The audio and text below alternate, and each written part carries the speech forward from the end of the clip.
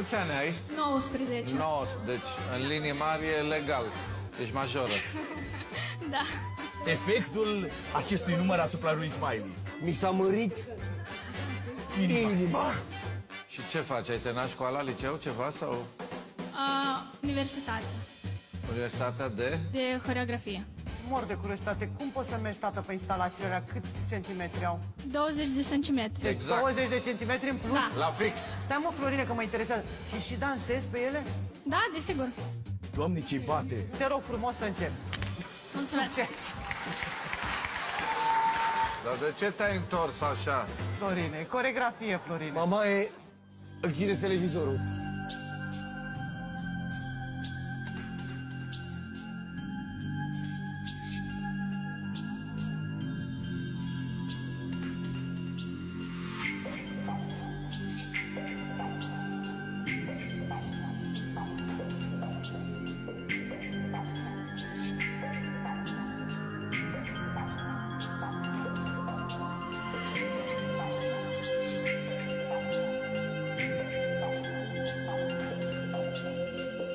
Doamne, ce bine e să stai în culise!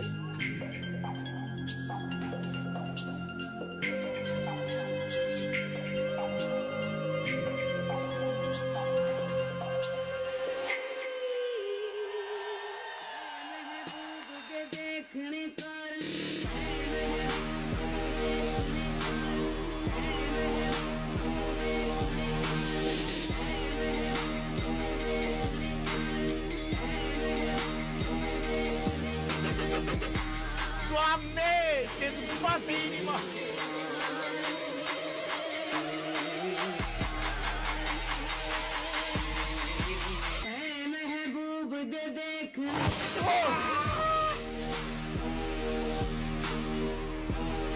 Inima lui Smiley! Inima lui Smiley! Aoleu!